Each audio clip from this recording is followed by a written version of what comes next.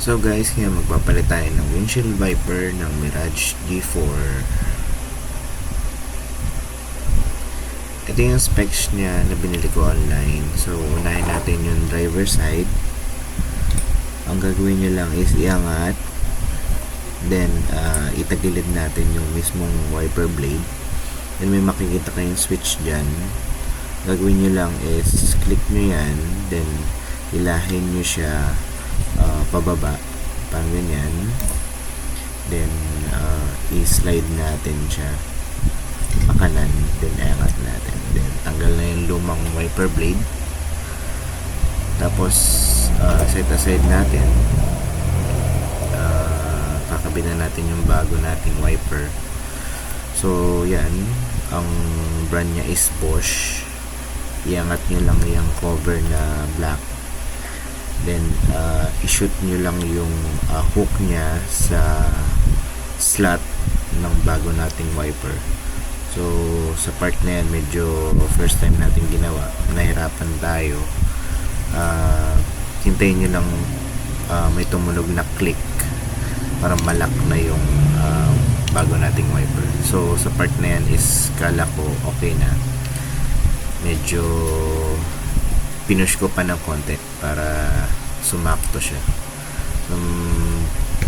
Yun, narinig niyo yung click, yun na yung palatandaan na nakabit na natin siya na maayos. So ayos na yung driver side na windshield wiper. So doon naman tayo sa passenger side. So yan naman yung specs niya. Yun, same lang din. Iangat lang natin yung cover, i-ready lang natin. So iangat lang natin ulit. Same procedure lang.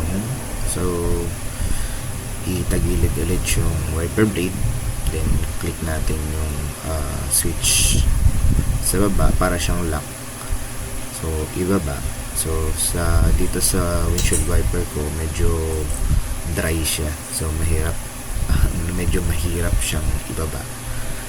So nasa inyo na kung pasain nyo or kayo anong diskarte nyo. So natanggal ko na yung lumang wiper, then ito naman yung bago nating wiper ulit. So sa part na to medyo madali na kasi medyo maliit lang siya.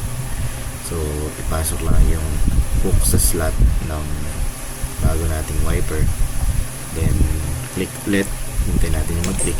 So yun, lakas ang click, then close the cover. Para sa full details ng specs, lagay ka na sa description box. Bye guys!